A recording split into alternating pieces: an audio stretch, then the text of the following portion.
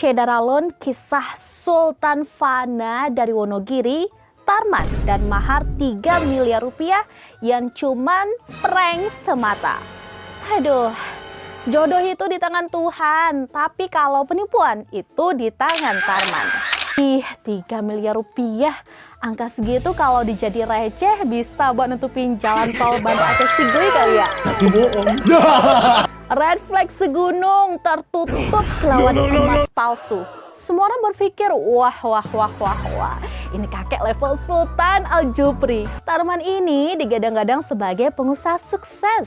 Pernikahan ini udah kayak combo menang lotre plus dapat gebetan idaman. Sheila dan keluarganya pasti udah siap-siap hidup glamor ala sinetron TV nasional yang pindah channel ke Netflix.